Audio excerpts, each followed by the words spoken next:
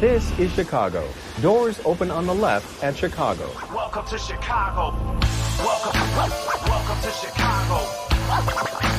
Welcome to Chicago. This is Chicago. Doors open on the left at Chicago. Welcome to Chicago. Welcome to Chicago, coming from the 606 Media Studios. This is the TCSF podcast with Big Z, E-Rock, Stevie B, and JC. Dynasty Fantasy Football in the house. Episode 212 is brought to you by 606 Media, True Chicago sports fans, and Grit Clothing Company. Don't forget to go to gritclothingco.com and get your official TCSF podcast t-shirt. Search for keyword True Chicago and use our promo code TrueFan15 for 15% off your entire order. That is TrueFan15. Go and get your official shirts now. Yeah, I got my throwback on. Ooh, nice. I like that one. Yeah, I love that one. If you're watching on Facebook, YouTube, or the X, hit that subscribe button. And if you're on our favorite podcast apps, whatever it's Spotify, Apple, whatever it may be, remember to go give us a 5-star review. Drop some nice, kind words to shoot up on the chart. We like to be up on top 25. We love it. Thank you so much. And you can also subscribe and support the show that Anchor.fm, True Chicago sports fans. Go over there and click on the support button. And it's little as 99 cents a month. So no inflation here. We keep our price nice and low, just like Costco hot dogs. And, we love our people. Yeah, we do. We definitely do. The footlongs. It's the footlong. Oh man! And if you are watching on the YouTube, well, we also have Intoxicated with Big Z, also on the 606 Media channel. We also have Local Sports with Ivan Vargas. So we got a bunch of shows. We're gonna get Stevie B's show on the YouTube pretty soon. I'm gonna show him how to do that. That way you can listen to his show on YouTube. I need some training on that because I had 2 guest opportunities. I tried doing it on the phone. Yeah. Sean left me his task cam. What? Yeah, he left me. He's in Maine right now or Boston, one of the two, eating oysters with his lovely wife. So, I've been playing around with it, and then I have to go back, and it's just he's in. So wait, you're learning how to use a task cam? Yeah. Mm-hmm. Peter Pan is growing up. I'm a real boy. Even though it's not the same analogy, but I'm a real boy. There we go. Well, I hope so. Episode 212, offensive failure. Oh man, we're gonna have a good time talking about the Bears. The Bears start out, they start out pretty good, and the lack of offense was just a huge flake. I have a DC, go ahead. Is it offensive failure or offensive failure? Either way, whichever way. I mean, I'm offended, so yes. I think we all are. Oh yeah, it's a huge failure on the Chicago Bears' side of it. But we're also going to talk our lovely Chicago Cubs. The White Sox pull off a series win. I don't know how long, and we'll close it out with stirring the pot. But let's talk Chicago football, and we'll do this in 3 and out. Dun-dun.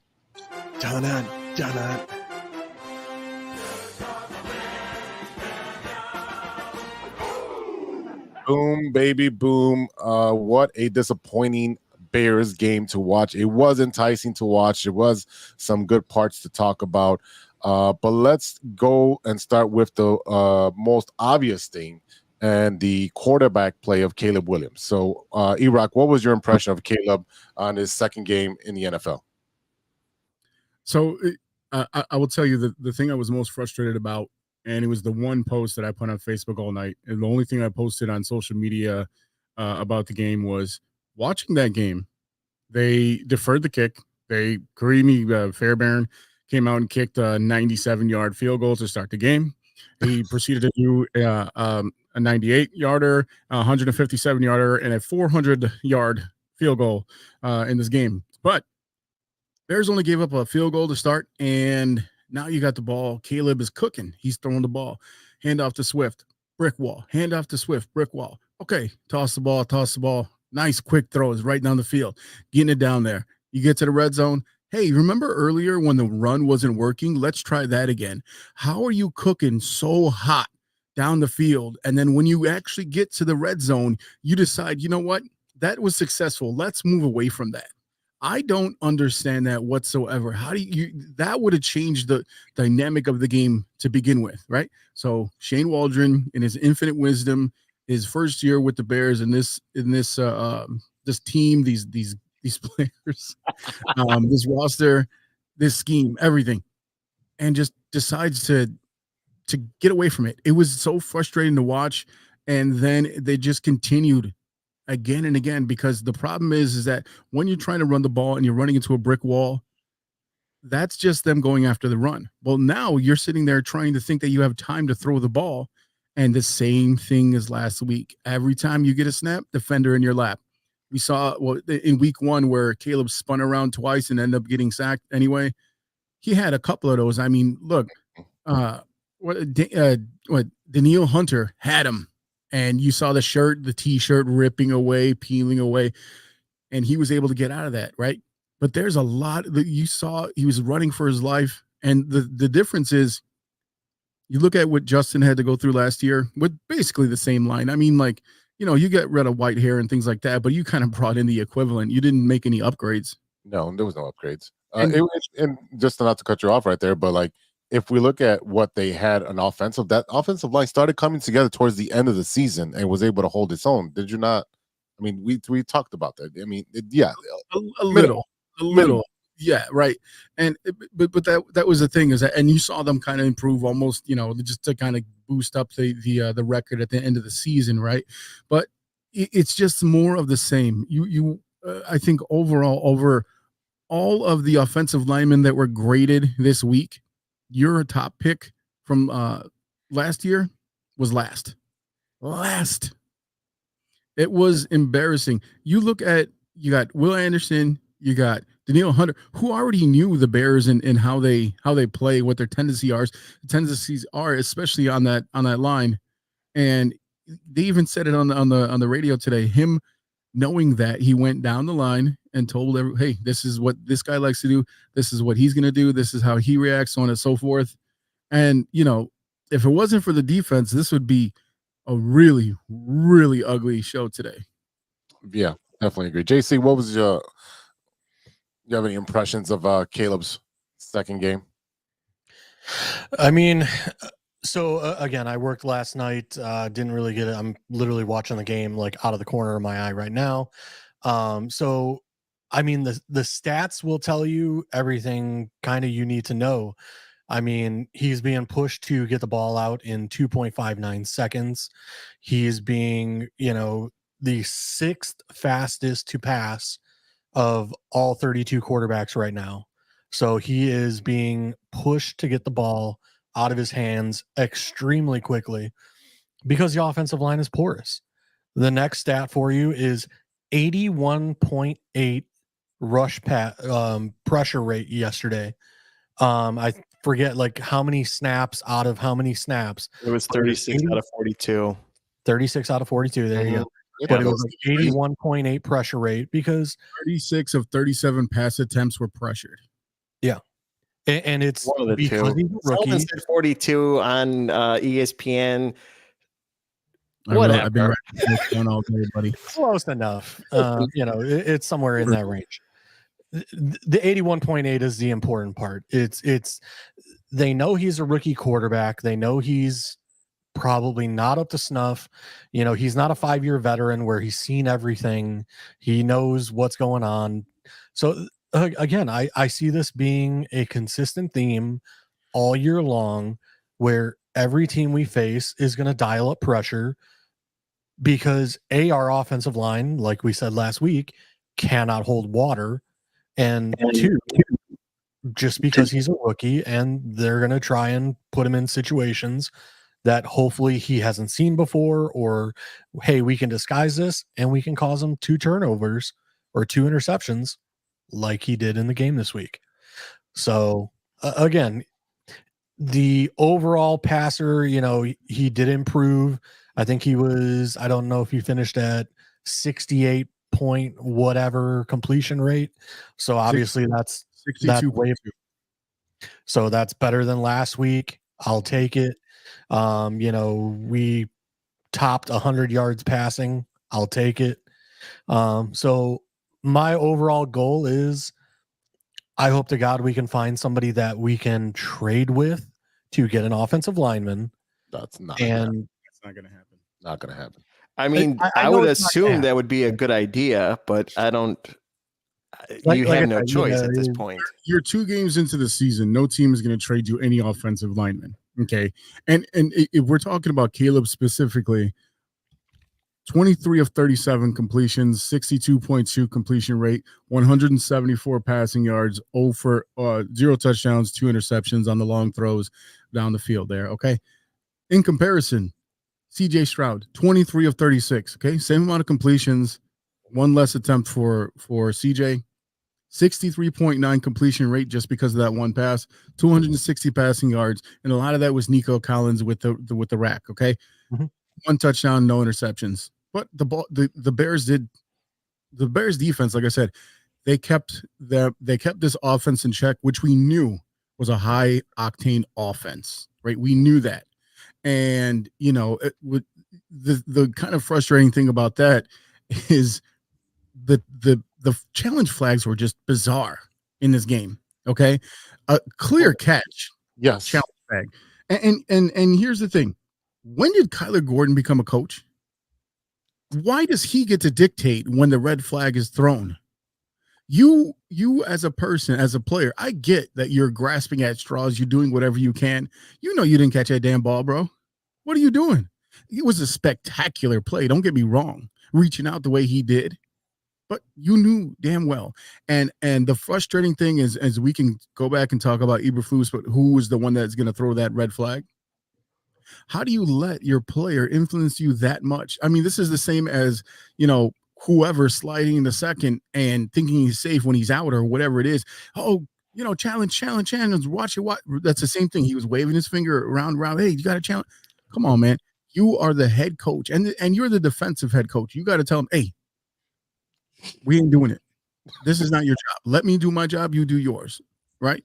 That was frustrating. We're still seeing weird indecision things from Eberflus in year 3. Yeah, he doesn't have a good record on his challenges. I think he has maybe like 2 or 3 wins and 7 losses in challenges. Don't you have people in the booth rewatching stuff on You would think. I don't think they get it that quick the way baseball does. I don't think they don't get the replay as quick. Okay. So they don't have a lot. You do if you're at Soldier. If not, yeah, it's. Oh, so they delay it on purpose. Slow it down a bit. Okay, but I mean, not only are you losing these challenges, but you're also losing a timeout, especially in the second half when you need your timeouts. When they're marching up and down the field and you're going 3 and outs.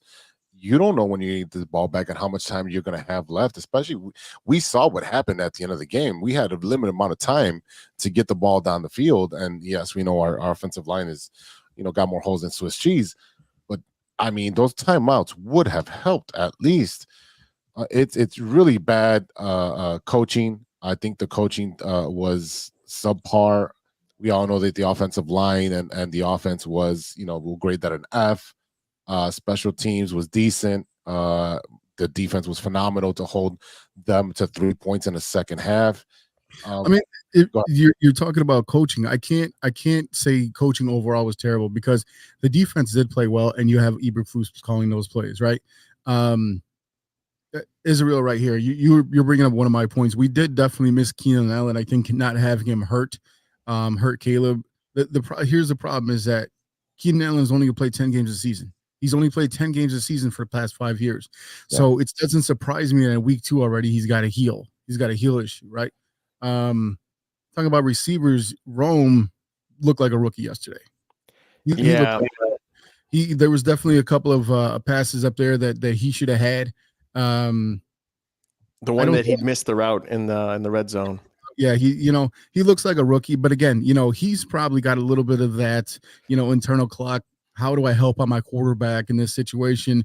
A little bit of shell shock, seeing maybe some of the guys, size of these guys. Because I'll tell you what, I saw maybe I never paid attention to Daniil Hunter back in Minnesota, but oh my God, he looks like John Randall. He looks like his arms are just built from bowling balls.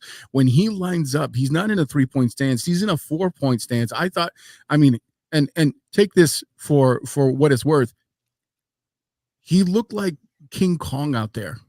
Just like a bulldog ready to bowl everyone over. And guess what he did? He bowled everyone over. We talked last week about the fact that Jed Hoyer hates closers. Ryan Poles is an ex-offensive lineman. And I know JC said something about him thinking he's the smartest guy in the room. I don't think that's the case. I just think that one thing we have to remember is that this is still a rebuild, right? This is still what you could call year 2 of a rebuild, because that first year was just a teardown, right? This is still a rebuild. You got a guy, your quarterback, number 1 overall pick, who fell in your lap, let's be honest, is only in the second start.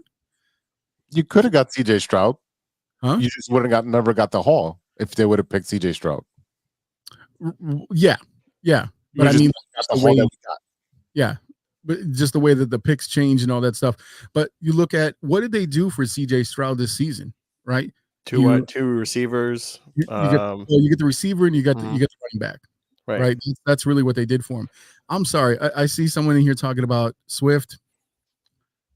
I'm watching him run into the back of a Bears jersey every play, and I was like, he had one good completion. One, yeah, like running. And after saying that to myself enough times, I'm like, I think I hate DeAndre Swift. I kind of hate him. I understand why the Lions didn't hold on to him and they ended up going after Montgomery. I understand why Philly didn't hold on to him after 1 year, because he is the lowest. What was it? He got the lowest yardage versus his projection in the NFL. 2.2 yards a carry. Come on, man. You can't. That's not going to work. That's not going to work. Which is crazy because we had Herbert at 4.5 or 5 for every carry, and they're not really using him. Who got the only touchdown of the game? Khalil Herbert running it in. Right. And then, last week we didn't have no Cole Kmet. This week they tried to incorporate him, but it's like if your tight ends are spending more time blocking than going out for passes, it's a problem. You have no choice. A problem. You got to put him on the left side, on the blind side of the quarterback. You got to put Mercedes Lewis on that side too. I mean, do you have to play I formation? What do we have to do on offense to fix this? JC. Right now, there's not much. Again, unless you can get offensive linemen from another team, this is what we're looking at, guys. 3-yard completions and 2.5 second passes, and Caleb running for his life. Caleb getting his shirt torn off of him. I mean, I woke up to a photo this morning where it's like Caleb half leaning one way, and there's 4 Texans jerseys on him. I don't see another Bears jersey other than Caleb's, but there's 4 Texans on top of him. Yeah, that was a stunt by the Texans. They stunted the Bears, and the Bears bumped into each other, and the Texans just flew right by them. Yeah. But like I said, I mean, there's no fixing this right now, because if we can't trade for an offensive lineman, then there's really nothing we can do.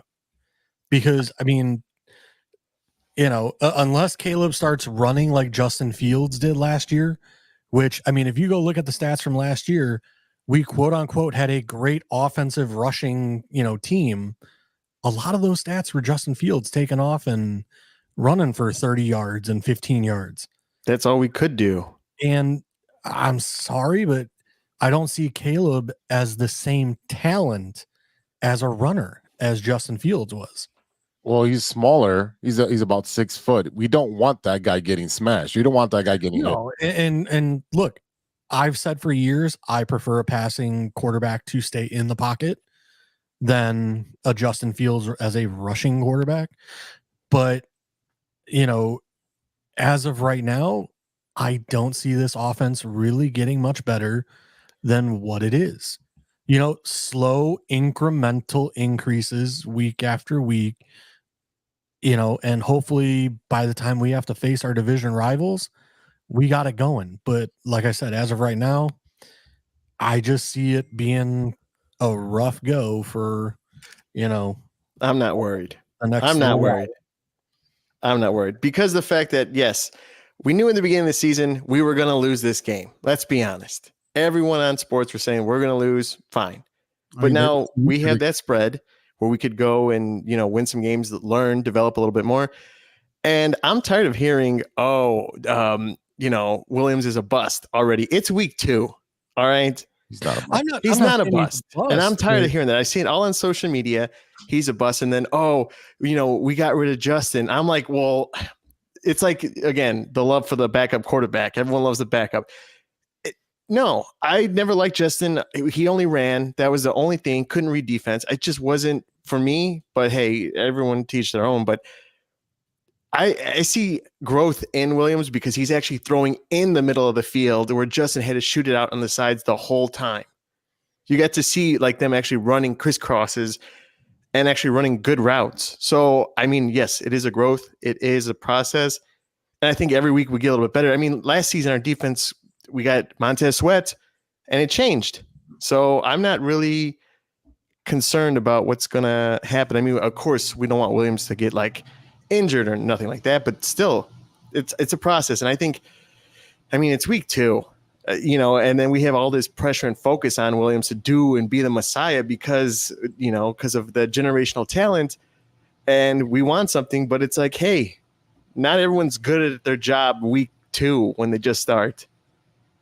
So I'm not good at my job. And I'm changing industry. but that's my point. I'm still not good at my job being there almost a year. So, he's human. Okay. I just, hang off the pressure a little bit. The problem is that Caleb is still dealing with the same thing that Justin had to deal with last year. Right. And look, Justin, he could still throw down the field, but the problem is that he needed someone to help develop him. He's such a raw talent, raw athlete.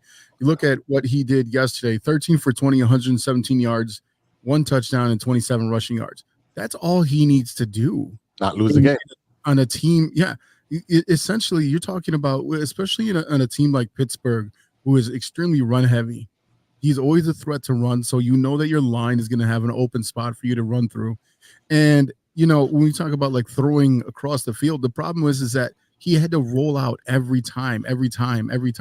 He had to be the savior. And that's one of the things that the notes that I had, I says, Caleb's over here trying to be the savior the same way that Justin did, because you have no choice.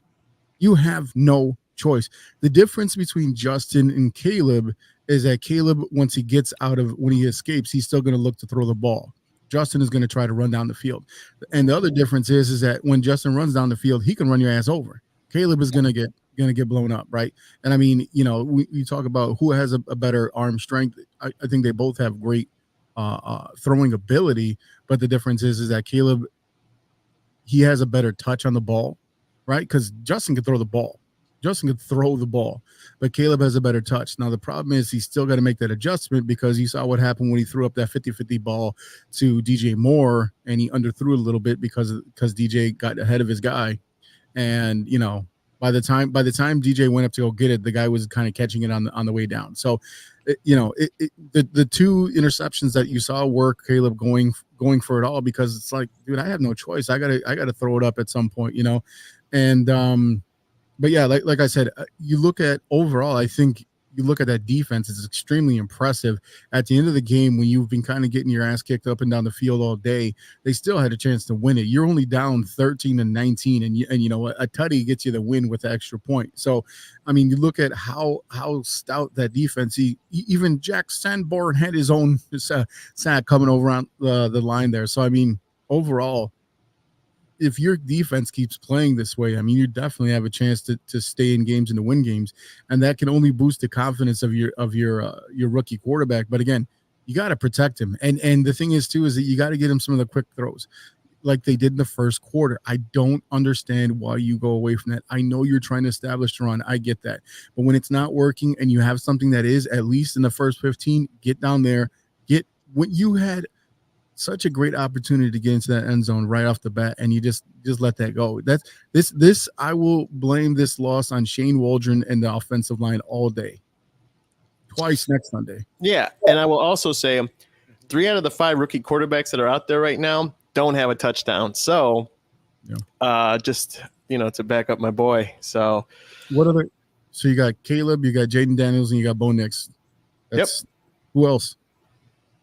I said 3 out of 5. I think 3 out of 5.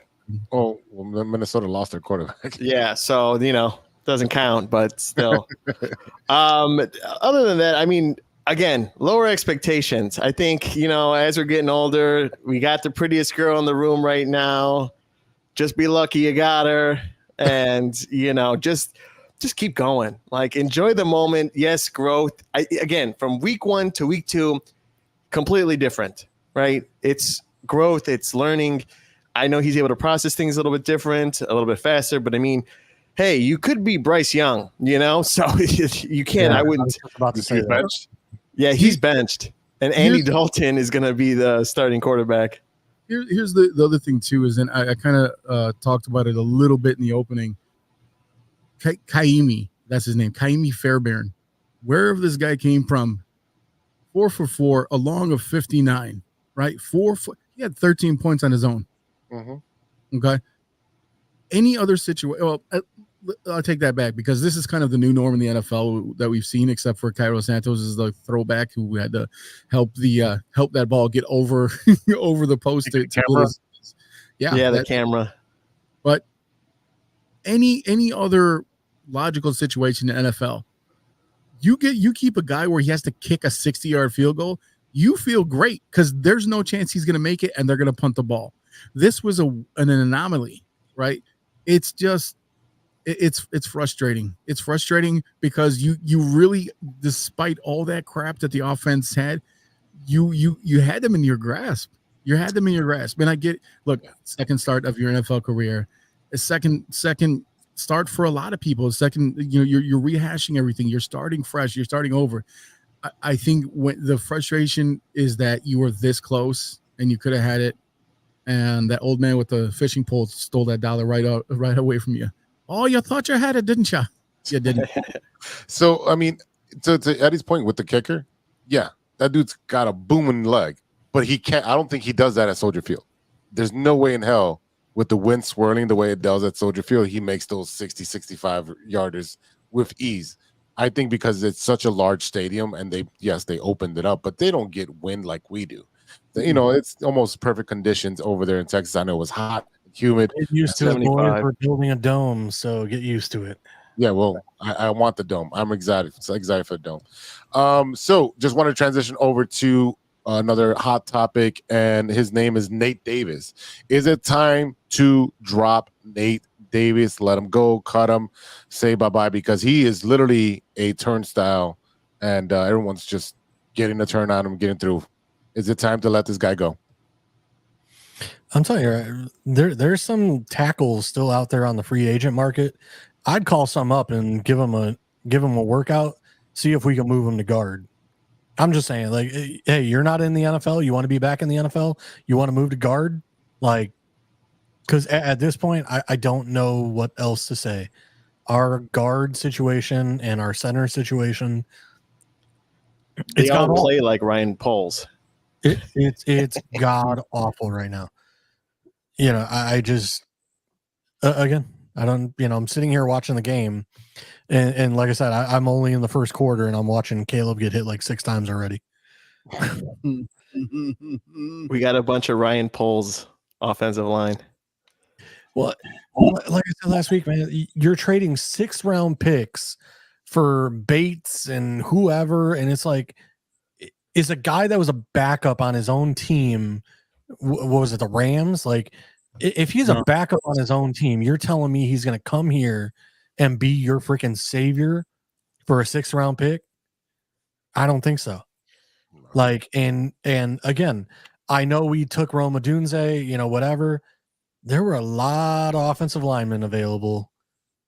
We could have moved back. There's a lot of stuff we could have done. I think because don't get me wrong. I understand now we have a young wide receiver that's going to build with Caleb, yada, yada, yada. I understand all that. We already had Keenan on the books. We already had DJ Moore on the books. We had Komet on the books. We had Swift on the books. Rome was a nice addition, but we had much more glaring needs. I'll just say the Bears traded a 6th-round pick for Ryan Bates, and he was let go. He was basically shown the door by the Bills. But the Bills, due to salary cap, they also had to let go their actual starting center, who is Mitch Morse. And where is he playing right now? He was a completely free agent because he got dropped. He's playing he's a starting center for the Jags. And you basically gave away a 6th-round pick for this guy's backup. Now, I know that they had some type of relationship or they were interested in before he came to the Bears and he was on the Bills. I think they tried to trade for him before, so on and so forth. But that's over. So you bring up an interesting point there, JC, because this is something else I had on my list here. Was drafting Rome Odunze a mistake? I wouldn't say it's a mistake yet. I mean, obviously he hasn't performed up to snuff yet. He had 1 catch last game. He had 2 catches this game, according to the box score. And the 1 catch he had last week was off a deflection that he jumped up in the air and pulled down in front of another defender. So it wasn't even a pass that was even meant for him. So I would say it was a extremely luxury pick. They think that Rome was that high of an upside that they took him. But again, you're an offensive lineman. As a GM, you know that games are won and built in the trenches, and you refuse to fix the problem that the Bears have had since 85. Jim Miller and all these other quarterbacks. Roberto Garza. He was a good one. Yeah. Olin Kreutz was like the last good center we've had. Oh, he's one of the best. That was almost 20 years ago. So, and the reason I pose that question is not because I don't like Rome and because I don't think he's talented and I don't think that they could use him. It's because you are sitting in that position and you don't protect Caleb. You got at number, so Rome picked number 9. At number 11, you got a bunch of names. So just so you know, these are going to be a bunch of names that are hard to pronounce. So just so you know, these are all like the Samoans and all that stuff. But you got the Jets picked Olu Fashanu from Penn State, offensive tackle. You got New Orleans picked Talise Fuaga. You got who else here? You got a bunch. What is New Orleans doing right now? Rolling on everyone. Troy Fatanu went to Pittsburgh. Jordan Morgan went to Green Bay. Tyler Guyton went to the Cowboys. So that's 5 other offensive linemen then went in the first round after the Bears drafted our boy Rome. That's what I mean by was Rome a mistake? Should they have gone after an offensive lineman instead? Because here's the thing. Yes, I like the fact that you have another wide receiver. Like I said, Keenan Allen's only going to play 10 games. That's his MO. He's injured. He's leg. He's this. Oh, my hand, whatever it is. He's always hurt every year. And trust me, because I've had him in fantasy for several years, so I know he's hurt all the time. But was that a mistake going after Rome instead of an offensive lineman when 5 other old linemen went in the first round? See, you guys keep bringing up how Poles is an offensive lineman guy. He got cut from the same place he works at. He got cut. He's not really a good offensive lineman anyway, so he wouldn't know a good one if he saw one out there. I'll stop you right there because this is the reason why. Michael Jordan, the greatest of all time, terrible coach, terrible owner, because you expect everyone to be perfect. The best coaches, the best evaluators are usually the guys that weren't that good because they have to study more. Coach. It's always the guys that have to study way more. That look at Steve Kerr. Yeah, fine player, hit some threes, but as a coach, because he had to study more, because he had to look into everything and he had to watch film way more than Michael Jordan ever did. Michael Jordan was like, what do you mean you can't do that? You can't dunk from the line. What's wrong with you? Be like, dude, you're one of one. What are you talking about? Like, you can't be taught that, right? it's always the shittiest players that make the best coaches. Yeah, or your catchers in baseball. I'm saying the shitty catchers, but catchers are the ones that are literally involved in everything, and they study everything, and they study the entire league all at the same time. They're the smartest player on the field. So that is exactly, Eddie's point. There's So, also lazy people who just are lazy, and we'll get to the White Sox segment later. Okay, let's keep it on the Bears. It really is a toss up because you got it's essentially this: you got paid today, right? And you're like, oh, I got all these bills to pay, and I should be responsible. But you went out and you blew half your check by going out to the bars in Wrigleyville and having a great time. That's essentially what you equated to. You went for the good time instead of being responsible and addressing your needs. The needs was the offensive line. That's what you did is you got paid Friday. You went out for a $200 steak, and now the rest of the next 2 weeks you're eating ramen every day. That's what you did. That's a memory that you'll never forget, my friend. But I hear what you're saying. That's a lesson learned. Yeah. I hear what you're saying. Right. And then by the next Friday, you're like, well, do I eat or do I get gas? You know what's funny? I question what could I do with my check every single day because I can't even buy a $200 steak. So, hey, if you're able to do that, good for you. Once. I'd probably get the quarter of it, the one that's thrown in the trash. So that's because you're bad at your job. Yeah, exactly. That's why. That's exactly why. So you're right. We're looking at the offensive line. We have injuries with Ryan Bates and Larry Borum. So I don't think they're going to cut Mr. Nate Davis just because we're already so thin on the offensive line. Do we want to move Nate Davis? Move him what, to a different house? Like, where's he gonna go? He ain't going nowhere.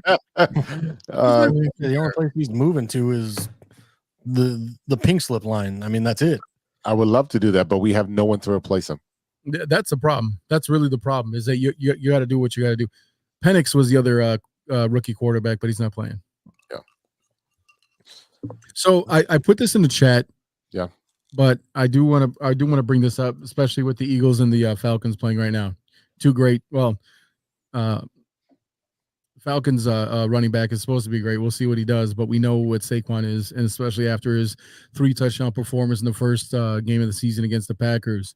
Should the Bears have been aggressive in going after Saquon instead of Swift? Yeah. I think he would lose his talent because of our line.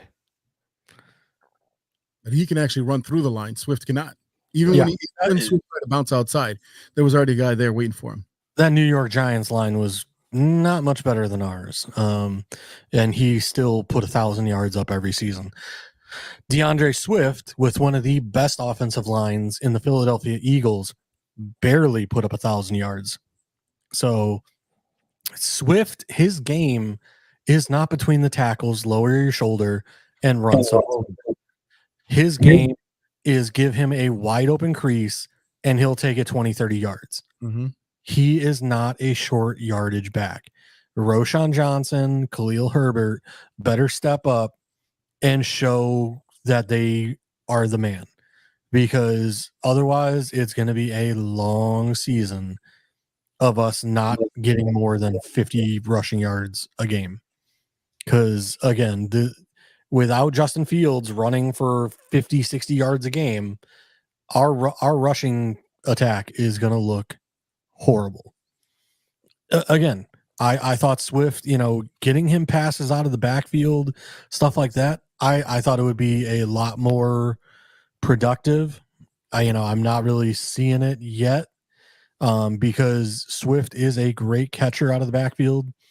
I mean, if you could use him like Brian Westbrook used to get used by the Philadelphia Eagles back in the day, where, just go, or, even Alvin Kamara, hey, just run through the line, stand 3-4 yards ahead of the offensive line, and you are my last ditch desperation.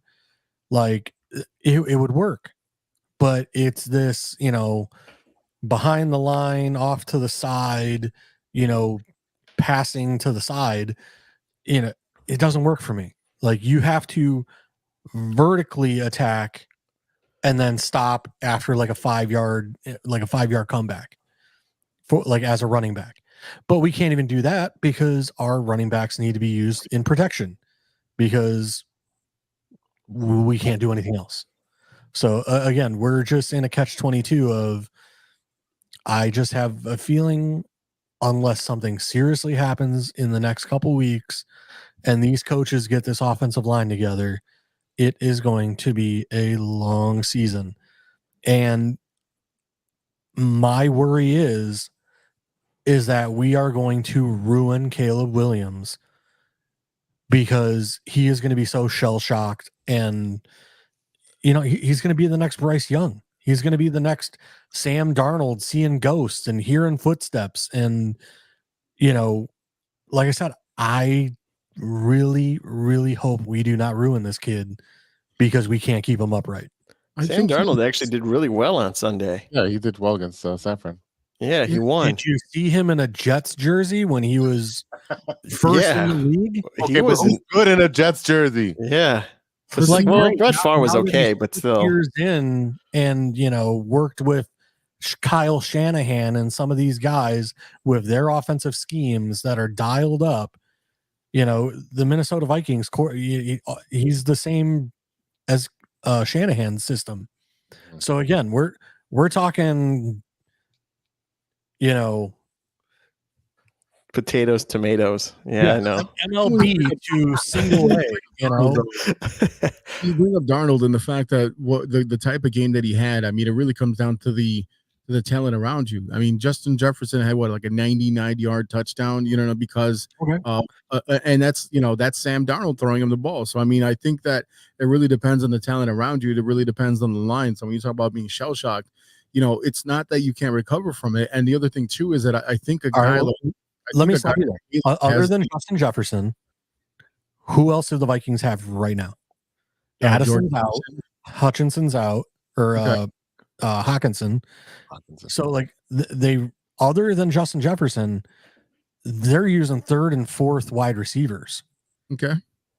So you're saying Keenan Allen game 1, DJ Moore, Cole Kmet, and Swift are not better than what the Vikings have? No, I'm saying that they protected Sam Darnold and he was able to throw the ball, so that when you say that his career is over, that's not true, because obviously he was able to overcome that, and it depends on the talent around you. What I'm saying is also that I'm thinking just offensive weapons. I'm sorry, I apologize.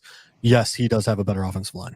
Yeah, I mean, but at the end of the day, that's part of your offense, right? Is the line, right? It could be realistically, it's probably the most important part of your offense, because Tom Brady being able to stand up and throw to a bunch of plumbers and the scrappy white dude that wouldn't make any other team in the NFL, he threw to them for 20 years. He made a whole career about that, off of that, and he won 7 Super Bowls. So what I want to say about Caleb though is like I think I don't see him being shell shocked.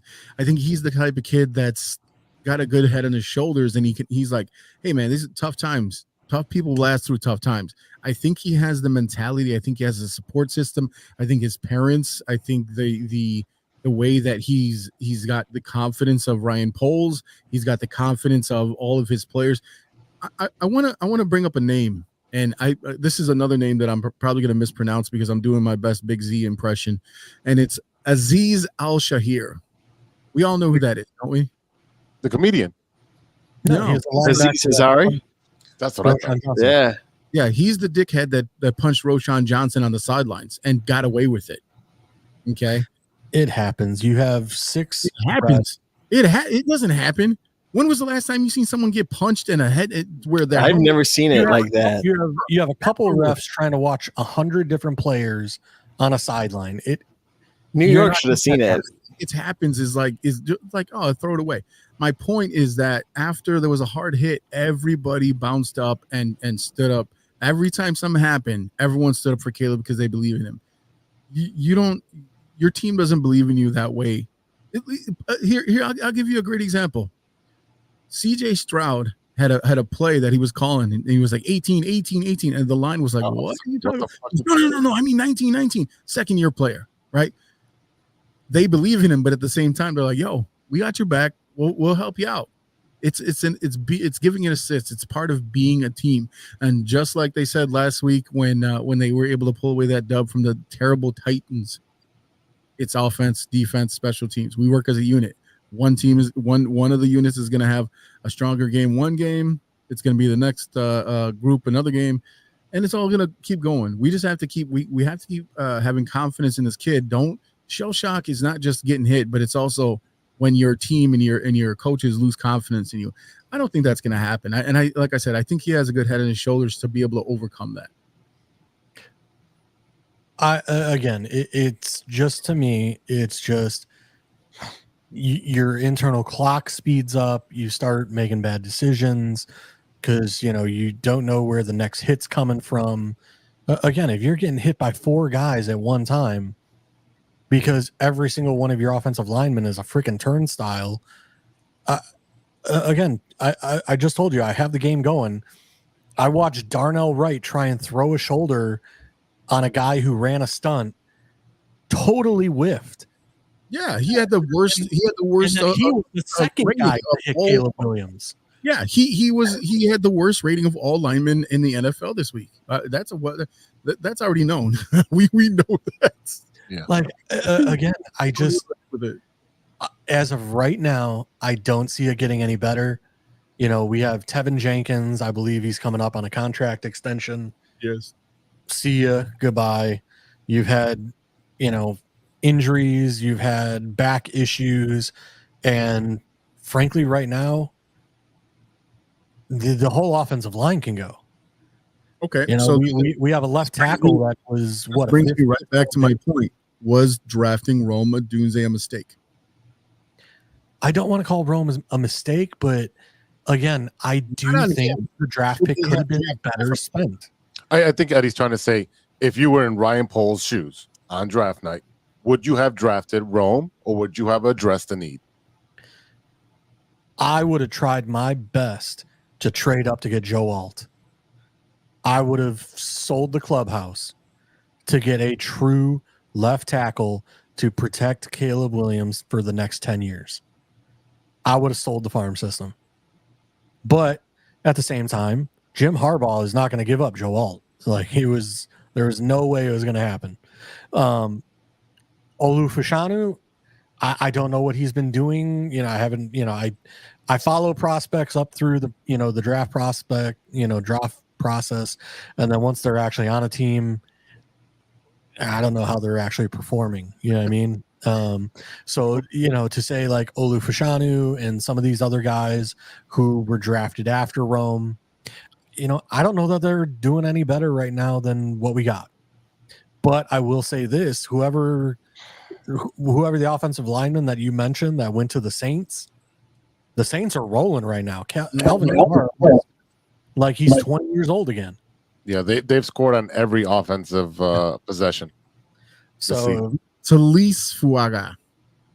So like I said, I don't know what Fuaga is doing, but right now the Saints are rolling and look like the best team in the NFL. They're marching in. Saints are marching in. That's Yep. right. All right, boys. Do we have a prediction going on for next Sunday versus Indianapolis in Indy? It is a noon game. Indy is 0-2. They've lost to the Packers. I think it was 16-14 or 16-10, something like that. And they lost to the Texans as well, 29-27.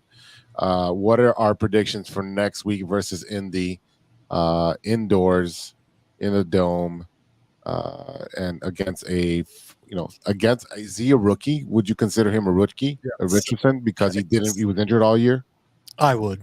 right? Yeah, he played half the season? No, he was Almost less than that. No, he only played like a couple, like 2 games. He was injured. I think it was like 3 to 4 at most. Okay, but so he's a red shirt. All right, so against another rookie. So what are our predictions? Let's start off with Stevie B. What's your prediction for next week? I think we get the W. I'm not ready to say that we're going to collapse and burn. I think we'll win. I think we'll win, by 2 field goals at least. I don't know. I mean, I'd keep it in the 20s for sure. I don't think it'd go in the 30s, but it would be, 24-17 if that bears. Okay. All right, you got them scoring some touchdowns there. JC, what's your prediction for next week against Indy?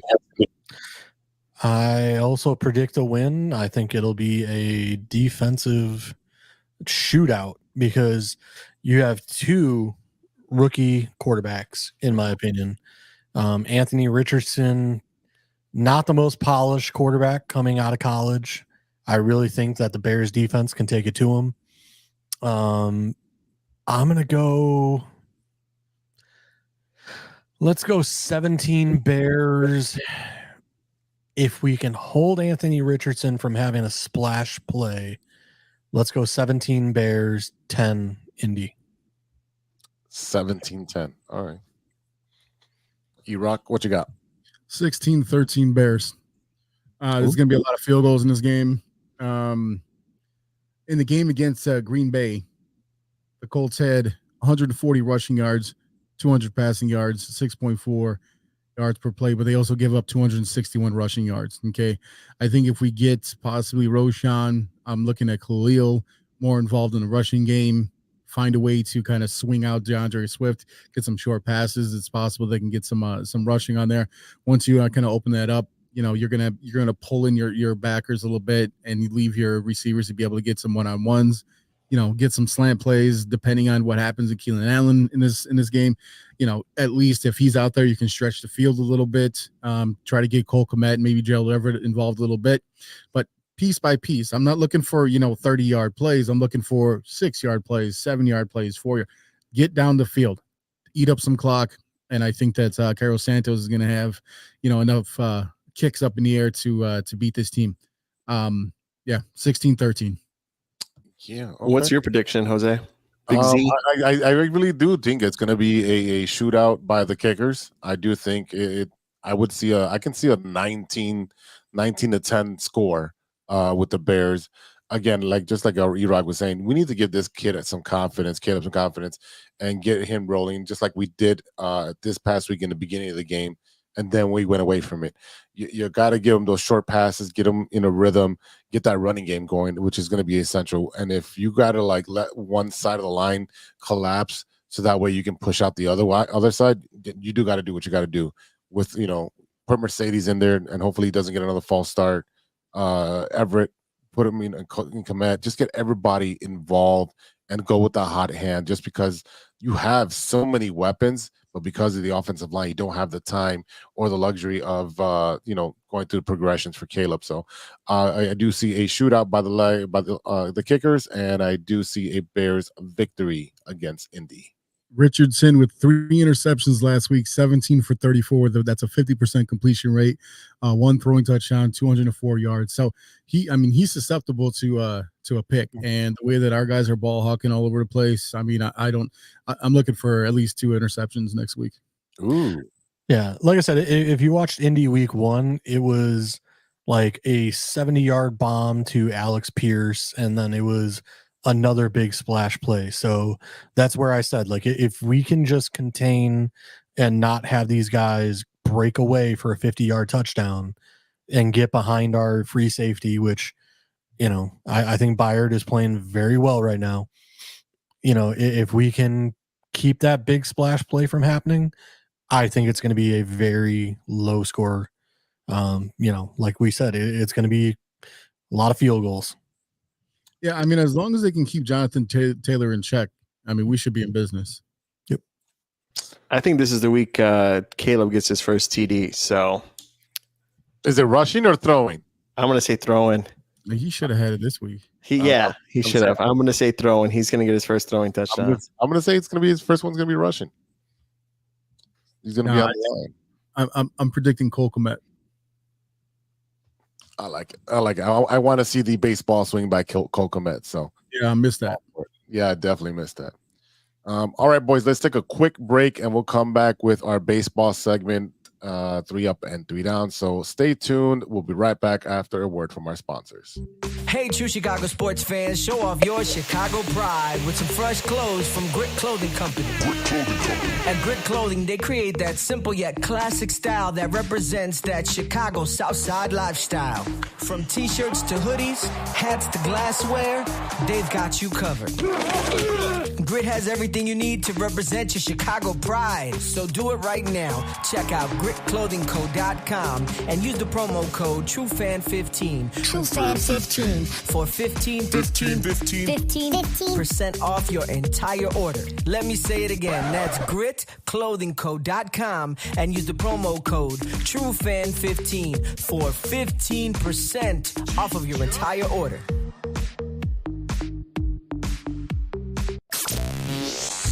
Hey guys, it's Steven. And this is Sean, and you are listening to True Chicago Sports Fans. Don't forget to listen to Nowhere on the Weekend. New episodes on Monday. You can find us anywhere you listen to podcasts. Yeah, so we're going to go do a couple of shots. So let's kick it back over to Big Z. Well, welcome back to the True Chicago Sports Fan Podcast with E-Rock, JC, Stevie B, and myself, Big Z.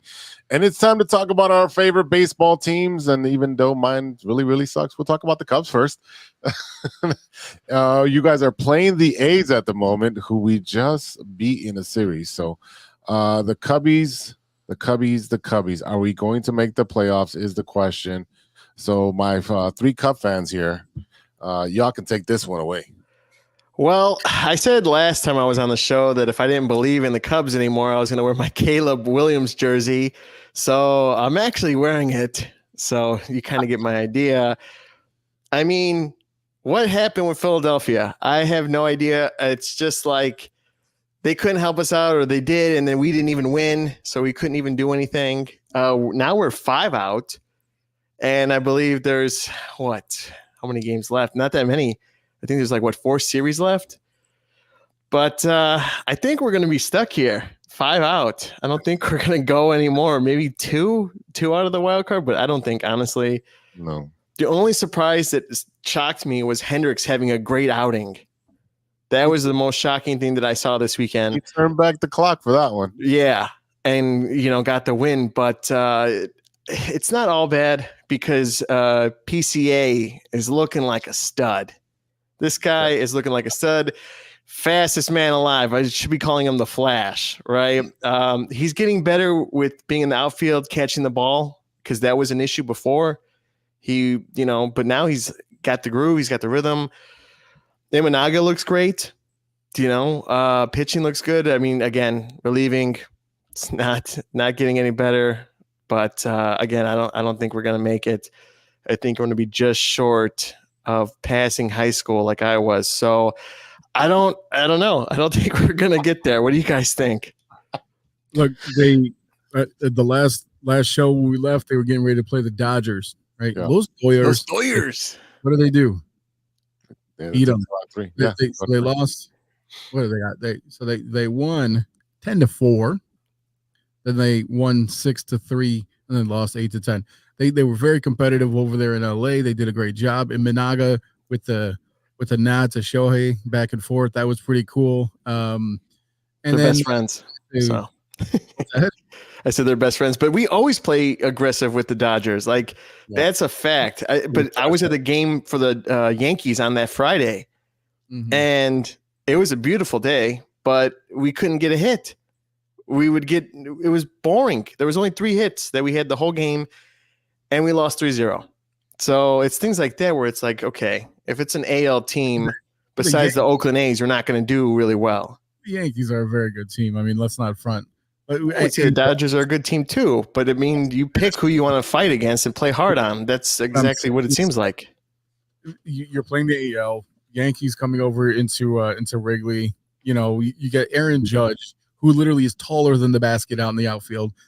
They're going to smack some out there. Yeah, Juan Soto, of course. Very competitive. I mean, here's the thing: is that whenever the Cubs are coming to town, it doesn't matter if it's the Tampa Bay Rays or the Twins. It doesn't. They want to beat the Cubs. The Cubs are like, even if they're bad, they're good. They're bad. The Cubs are everyone wants to beat the Cubs, right? You got they went into Colorado. They won? Actually, they lost. They only won one, and it's like, really? And then, but hey, look, they're up 9-2 on the A's. They have 12 games left after today. Okay, they finish out. We talked about this a little bit last week of who they could beat. They finish out against the A's.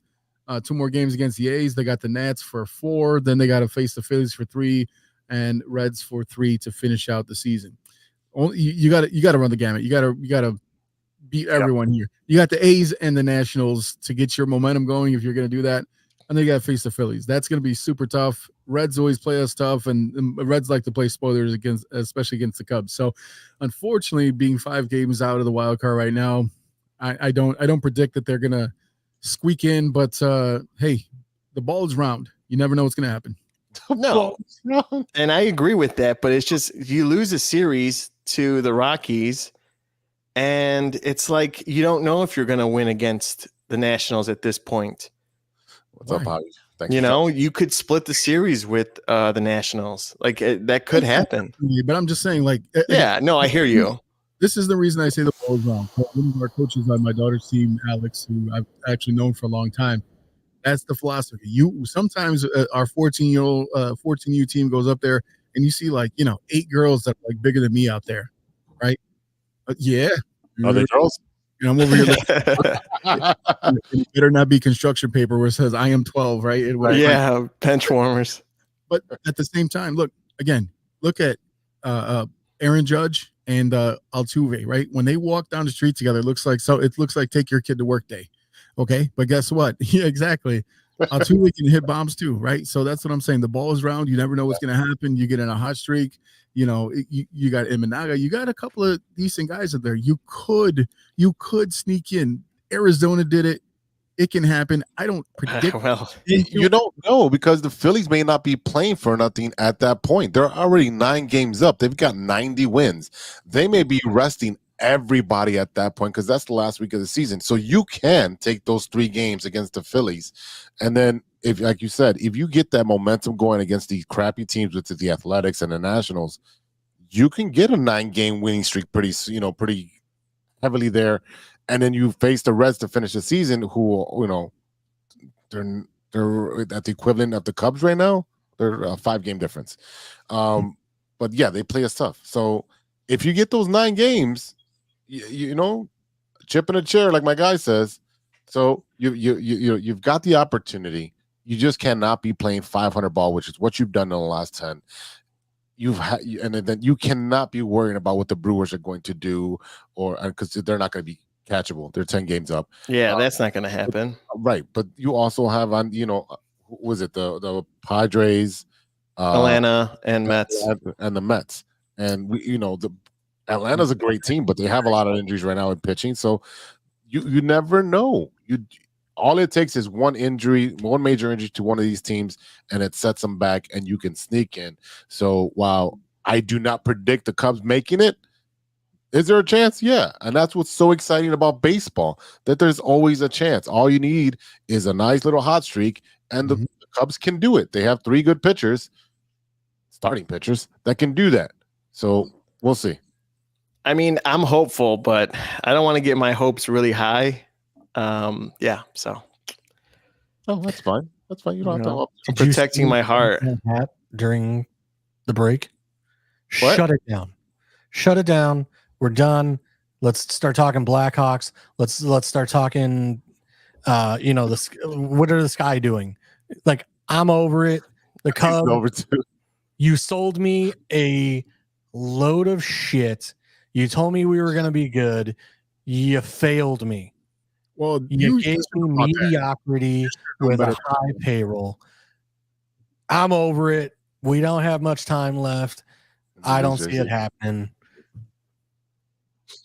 Yeah, I'm on the same boat with JC. Swanson for me has been a disappointment this season. Swanson's been killing it lately. But I mean, like throughout the whole time. Watching Swanson, I think hit a home run. So, like right now, but I'm talking about the whole season. Like in the beginning of the season, it was rough. It was rough for him offensively. Defensively, he's always a stud, right? But a lot of them were not hitting any of them, and that's the problem. None of them could start the car. Like it was just hard for them, and now it's too little too late. And like we said last week and all the weeks before, June, July matter. Like win's a win, but. Well, actually, let me say this. They were able to start the car at the beginning of the season, but then like, they got pulled over and like carjacked. And it was definitely one of these kids that don't know how to drive a manual because, they went nowhere there for a month or two. That's me. I don't know how to do manual. We're sitting here. I'm sure you could drive a stick if you had to, Steve. I only know one and it's attached to me, buddy. So, that's pretty much it. You said you don't do manual. I mean, who's manual? Oh, whoa. Backwards metaphor. So go ahead, JC. I'm sorry. Sorry, JC. My whole thing is just, again, like, I don't know what we're going to do here. I know Kyle Hendricks's money's coming off the books. I know there was an article that came out last week after our show where someone was speculating like what Bellinger is going to do, if he opts in, opts out. I didn't actually read the article because I told you I'm over this. Like, I'm ready for the season to be over. I'm ready to start talking Bulls. I'm ready to start talking Blackhawks. Yes, sir. Because hopefully there is a shred of opportunity and hope that I can just grab onto at this point, because the Bears, same thing. We're going to make it to the playoffs. We're going to be great. We got Keenan Allen. And then it's like, oh God, like not Andy Dalton, but Mr. Viking is over here looking Sam like Darnold. Sam Darnold. I was hoping that they were going to be the last team in the division. It's not looking like it. Every team is they're 2-0. Every other team is 1-1. 2 games. I know. It's just I get you, JC. I look at this offensive line and I just don't see it right now. I really think it's going to be a rough season. I still think we can pull out 9 wins. We have a very favorable schedule. Just from the schedule, it's pretty favorable. We're facing some bad teams, but at the same time, it's gonna be ugly. It is gonna be defensive.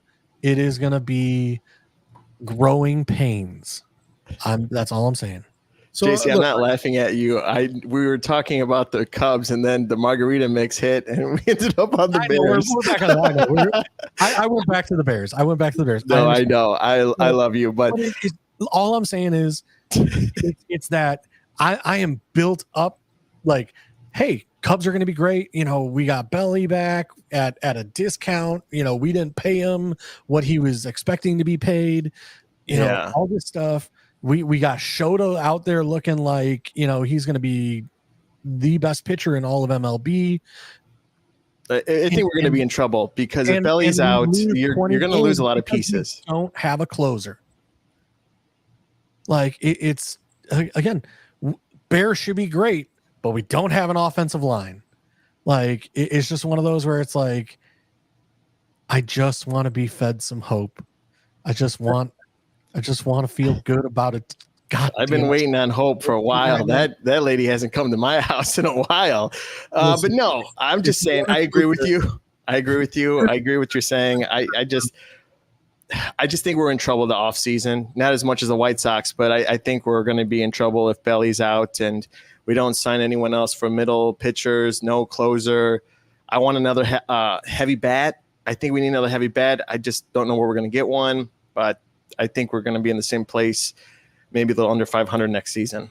So. Well, I will say this one bright spot from me. I will say P. Crow Armstrong crushing it right now. Absolutely. That is my hope. That is my gleaming, good, shining, whatever of the Cubs right now, is that P. Crow Armstrong getting the playing time is balling out right now. And he deserves every minute of all the playing time he's getting. He is out there looking like it's the change of his bad approach. He dropped it a little bit, is what I heard. Yeah. But like I said, I mean, he is tracking down balls, sliding, making sliding catches all over the outfield. And like I said, he's the one shining bright star that I can see right now other than Shota. That kind of gives you a little bit of hope for the Cubs, but like I said, it's rough right now to be a Chicago sports fan. Look, And I get the whole thing about saying that you were sold this, and I mean, first of all, look at that roster. You shouldn't have never bought that shit, right? Like you had to be realistic, and I'm being serious. Like you had to be realistic, looking into the season, knowing like we know what Bellinger is. Like he can get hot offensively. He can be very cold, right? He's a very good defender, but overall, I mean, he couldn't be the only addition that comes to the team aside from Shota and expect that we're going to have some great, crazy season, right? I mean, if you look at it overall, aside from Shota, who we didn't know what to expect of, the big narrative coming into the season was please don't make the manager your biggest acquisition of the offseason with your $40 million manager, CC coming in, right? This is not the CC that I wanted to be excited about, right? And you look at where they are. Again, we talked about Jed Hoyer ignoring the closer spot, and it's been going on for years already. Adzalai coming into the season. You looked at was it Hector Neris or not? Is that who they got from? Went back to the Astros. Was supposed to be the guy, but you look at you're gonna have to bring in guys, right? Look at all of the players you got. Young players that you're going to have to figure out a way. How can I get these guys to our team? You can't go after these old guys like Freder and Scherzer, but who's a free agent? Who's a free agent? I mean, no one really going to pay Let's big go money after to. Juan Soto. Yeah, that's not going to happen. Well, you're coming. Who's coming off the books, right? You got to find a way. You got to find a way because at this point, you got guys like JC, like yourself, who are losing interest in the team. Granted, you only got a few games left.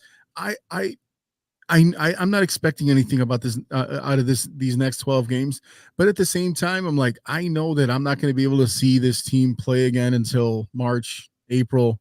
No, and that's very true. Yes, the baseball romantic in me is going to watch a bunch of these games just because I know I'm not going to be able to see my team again. If they go out in a bright spot, that's great. If they don't, then I'm not expecting anything out of it. But you only got a couple more chances to watch the Cubs for the season. You might as well, see what happens. Like I said, I don't expect anything to go, but I mean, at least you get an opportunity to see the Cubs.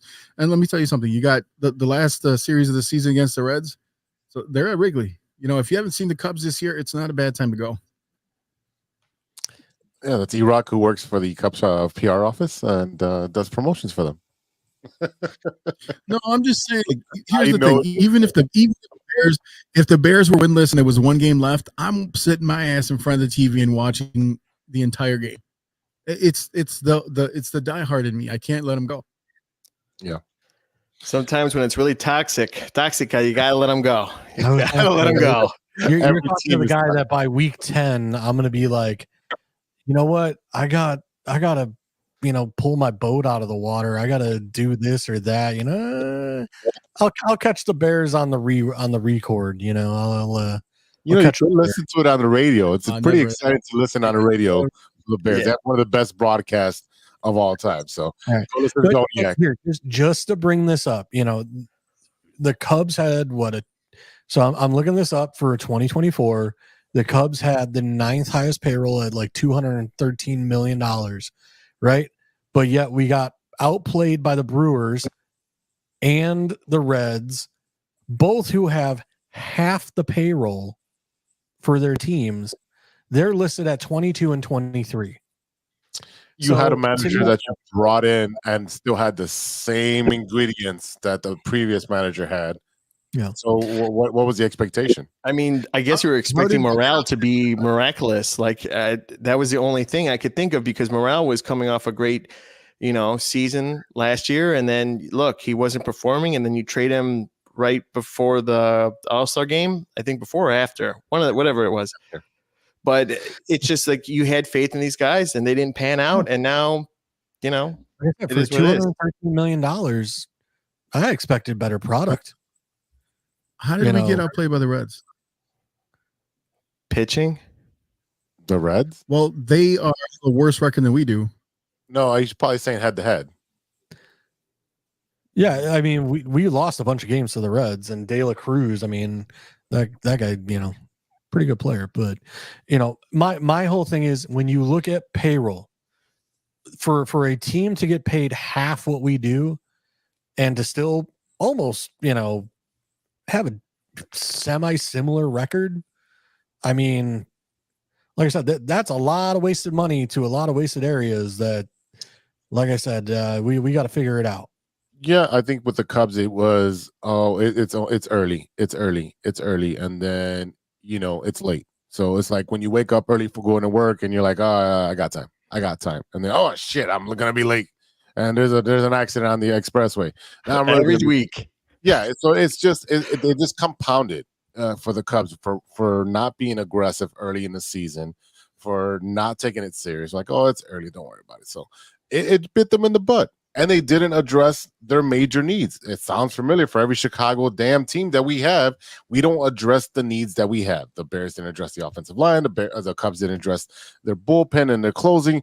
They don't have a big bat. It's been nonstop with every one of these damn Chicago teams. And you know how my team is over here. I mean, okay. Listen, talk about losing Bellinger next year. Are you willing to pay him another $27-30 million? It's not going to happen. Listen, I hope he opts out because it's Belly's option. Yeah. He had a down year.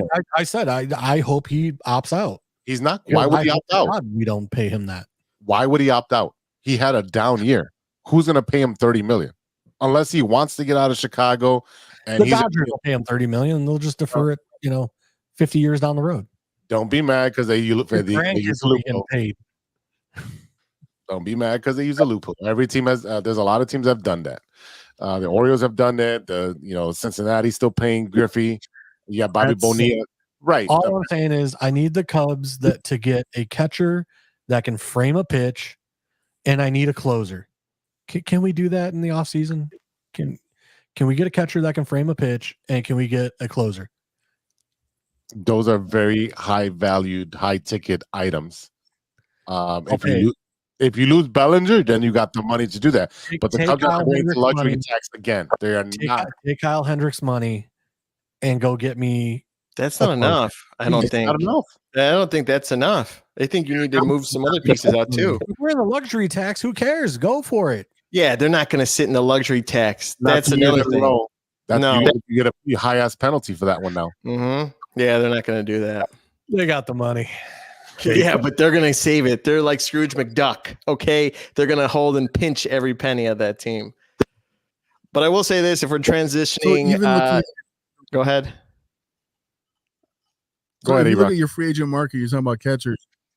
This is who you got free agents right now. You got a 34-year-old James McCann, a 35-year-old Travis Denard, 33-year-old Max Stassi. Never heard of him. Danny Jansen's only 29. He's only making 5.2 over in Boston. Austin Hedge, 32. Luke Maley, 33. Austin Barnes, 34. Yasmani Grandal, 75 years old.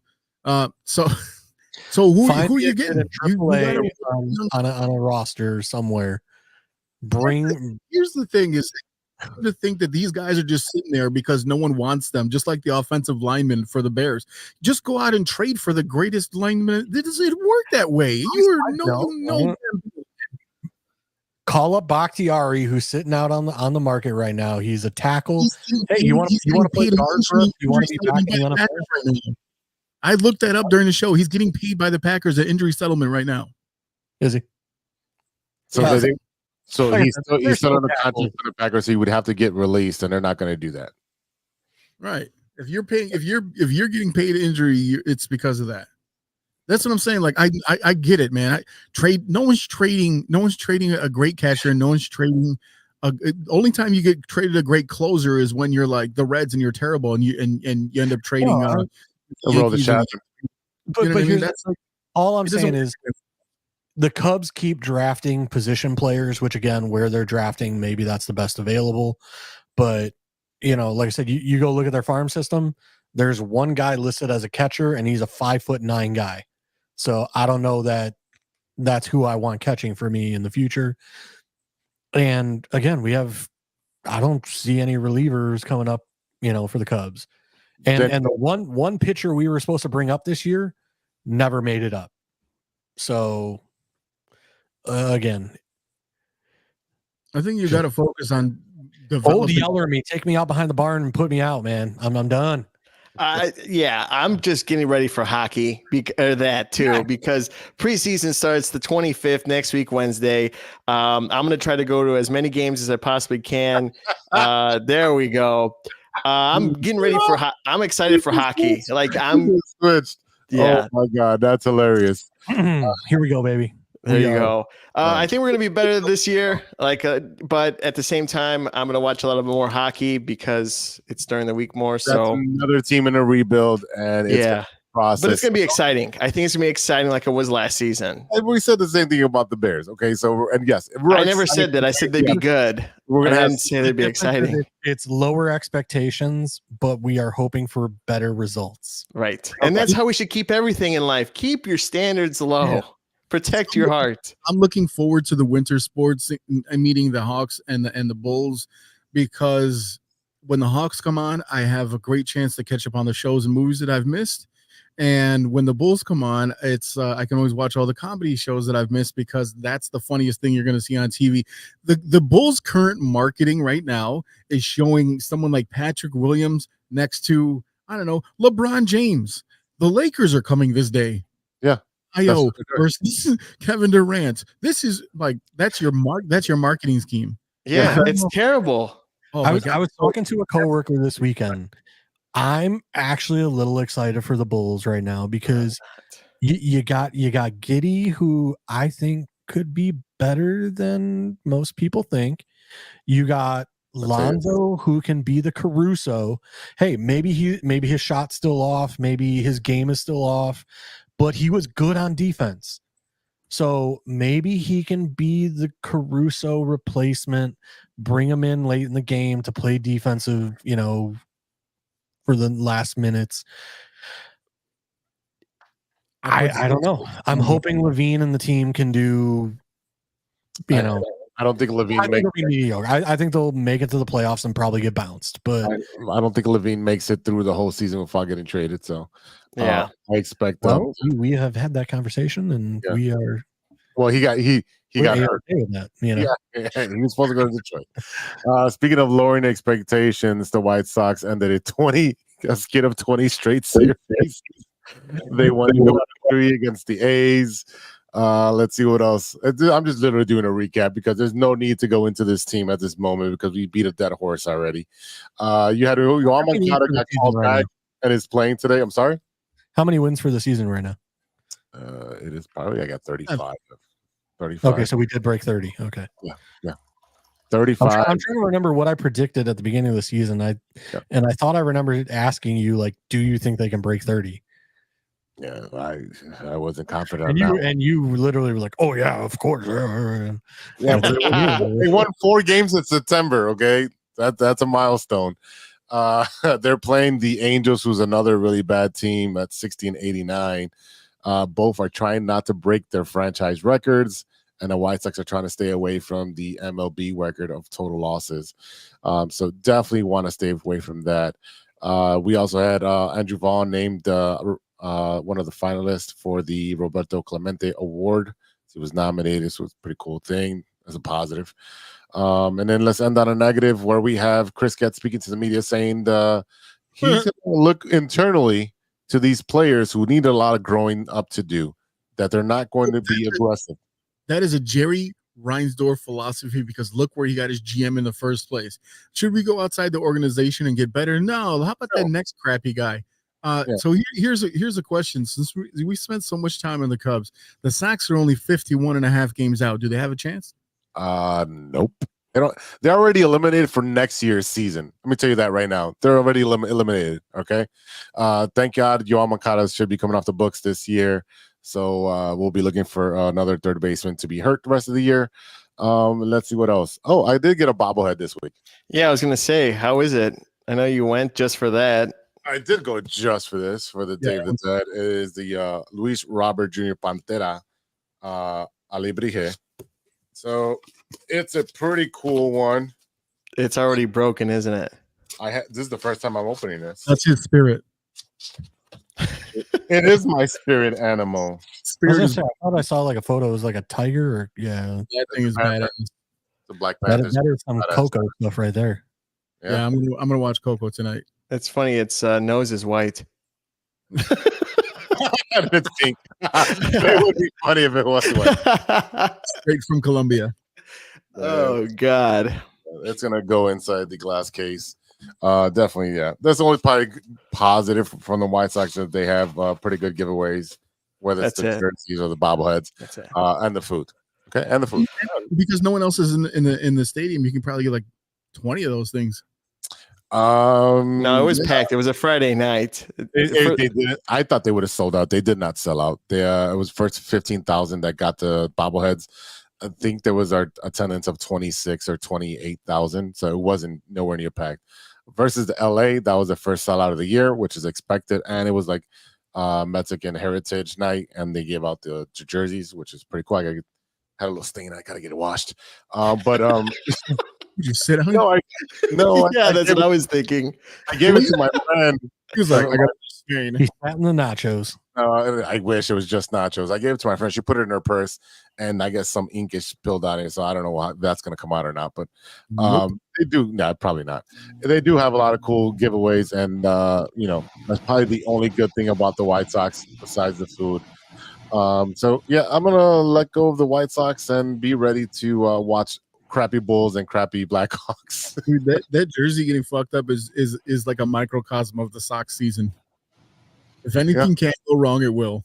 Oh yeah. Just like the kid we got from the Dodgers getting punched by Benintendi in the face. Just last week, that was crazy when they crashed into each other. He had a massive, just black eye. Well, it's. Benintendi got paid for something. The highest paid player in White Sox history. Yeah. And he's actually been producing as of late, which is crap because I'm like, just break the record. Just break the record. I'm kind of. I want to go. I wanted them to break the losing streak record against the Cubs. I'm so mad about that they ruined that for me. Yeah, I wanted the fireworks at the end. Yeah. Yeah, but at the same time, if it had gotten to that point and then like they ended up beating us on that record-breaking game, like then they would have something over us. So it's almost one of those like, I'll accept it. You can't help yourself. You cannot help yourself to be down about them, man. Come on. I told you, I am over the Cubs, bro. I'm done. 2 months ago. I'm over Wrigley Field. Oh, I'm over the chicken tendies. I didn't touch that. I didn't say that. No, you guys talk about it all the time. I'm so No, I don't. We haven't. That was that guy down there. Yeah. I haven't said anything about it. What is? I just give you a hard time for putting ketchup on a hot dog. That was it. Oh. Yeah. Oh, you don't know about that one, do you? Oh, snap. Never mind. That's why his jersey got stained. Oh my God. Let's go into our stirring the pot topic. I don't know. It's a little late. No, we got 5 minutes because I need to bring up. Me and Eddie had a argument this week on Facebook. I'm not surprised. Let's get into the stirring the pot. All right, JC, what's your stirring the pot, sir? Of a movie can ruin the original. Right, mention why the topic came up in the first place. Okay, so it was announced this week that they are going to make a sequel of The Goonies. And I made a post on Facebook saying, Hollywood, don't fuck up my childhood. All right? If you cannot come out with a good script and a good movie, leave good enough alone. Don't ruin my childhood. I thought you were on a Disney show. Here's a question I want to ask you real quick, JC. I don't know how old you are, but how old are you? I am 38, sir. Okay. Your childhood has been gone for like 20 fucking years, man. No, it's not. Whatever happened in your childhood is over. Let me tell you something. Them making a sequel to a movie from 30 years ago has no bearing whatsoever on the movie from 30 years ago. You can completely ignore the new one, never watch it ever, and watch the regular Goonies, the original, 1,000 times and be perfectly fine. You know I'm not going to do that. You know, man, bad. It is going to absolutely ruin it. How? Okay. That makes no sense. Okay. That makes zero sense. You guys don't know what's going on in Hollywood, and I'll tell you what: if you don't have, if that franchise has an IP address, you're going to see them use it. Beetlejuice. That's like a sequel to that. And how long was Beetlejuice? I'm not going to go see it because I didn't like the first one. Goonies, never saw it. Not going to see the second one. This guy. Like, wait. You have never seen the Goonies? Somebody fix this shit. No, I've never seen the Goonies because I don't watch kids. You see this? He is a child. We can't have a 30. Well, first of all, I'm watching superhero stuff as a kid. I'm not. Yeah. Watches X-Men 97 and all this shit, and you're telling me okay, those are superheroes, they're not kids. Where's the mute button? Where the fuck? How do I do this? Just because I'm right. Twisters was another one. Okay, Hollywood is, if you got an IP, they're going to use it and make a sequel. I could keep going on with the list of all these other ones. They're getting remakes. Top Gun, another one. Perfect movie, but they had to make a second one. And it wasn't a flop. But it was really good. But that's my point. I didn't. The cinematic experience of Maverick was great. Okay, like they did justice on that movie, and that is my point. If you cannot do a original movie that was so amazing, so great, and people have such fond memories of, if you can't do it justice, leave it be. Go Star Wars example. Go find something new. Find some new material. JC, how many times have they remade the Batman? Okay, but that's an IP. That's my point exactly. It has IP. That's why they do it. 89 Batman. And if that's your childhood, you're like, don't ruin it. And then Christopher Nolan comes out with his trilogy, and it's fucking amazing. And now they have a new Batman, which is better, but not going there. Yes, it is. It's not better. It's just different. Would you argue that George Clooney's Batman and that shit was not the best product? No, it wasn't. Who wants nipples on a bat suit? Exactly. You don't put nipples on a bat suit. Superhero man. If it's cold outside, then sure. But I mean, he was fighting Mr. Freeze, but I get it. But still. I mean, it had to be that cold. Wasn't the Catwoman in there somewhere? I think they put him on the No, that was Batman Returns. Yeah. That was cold too, yes. They put it on the wrong suit. They did put it on the wrong suit. You're definitely right about that. Yeah. They're also that it was announced that they're going to remake La Bamba, which I'm okay with it, I guess. I don't know. I still love the original, but who's in it? You right. know, that's the thing. Yeah. That's the thing. So before the show, we were talking about remaking movies, and one of them was Roadhouse.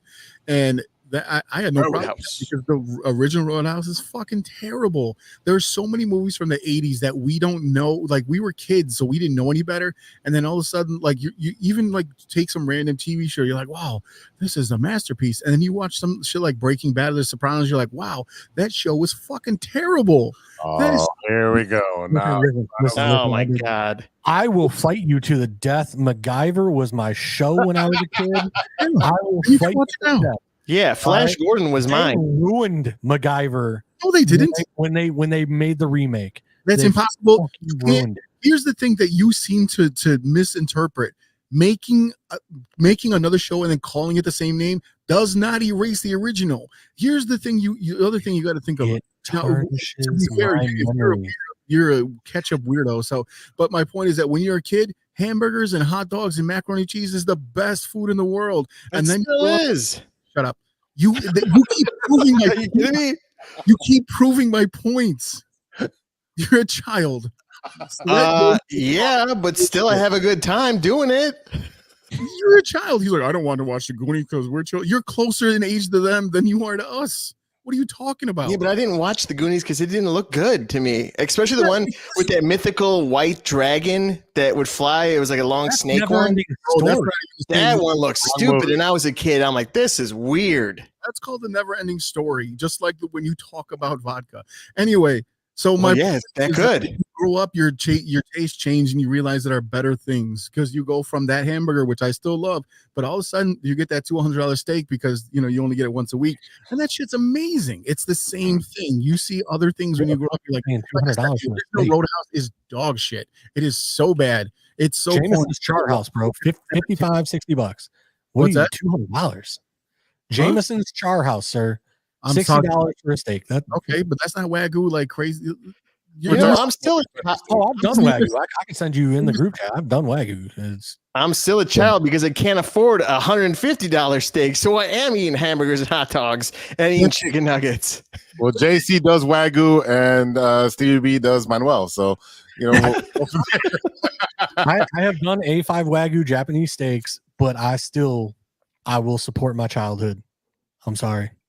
You can support it all day, but that's my point, is that you can still have the much better thing and then still enjoy the thing that wasn't that good, right? Like I contrast. It was a dog shit movie. The original, the second one, there was corny parts of it, but it was entertaining as hell. But I watched them back to back again.